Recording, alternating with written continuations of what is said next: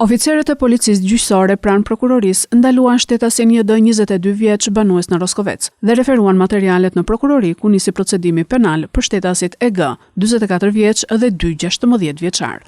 Këta shtetas kanë kundërshtuar punonjësit e policisë dhe kanë dëmtuar portën e stacionit të policisë Roskovec, ku po kryeshin veprimet procedurale për një konflikt ndërmjet një 24 vjeçari dhe njërit prej 16 vjeçarve. Kurse specialistët e qarkullimit rrugor të DVP Fier referuan materialet në prokurori, ku nisi procedimi penal për shtetasin RM 24 vjeç banues në Tiranë, pasi me automjetin që drejtonte ka përplasur motomjetin pa targa me drejtues shtetasin KD 63 vjeç, i cili po merr ndihmë mjekësore në spital dhe është jashtë rrezikut për jetën.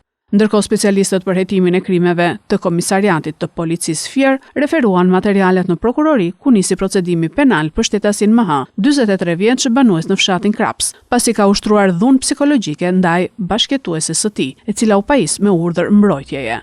Gjithashtu, pas ditën e djeshme në fshatin Poçem, ka humbur jetën, dyshohet për shkaqe natyrale, shtetasi FG, 68 vjeç. Materialet procedurale ju referuan prokurorisë së Fierit për veprimet të mëtejshme.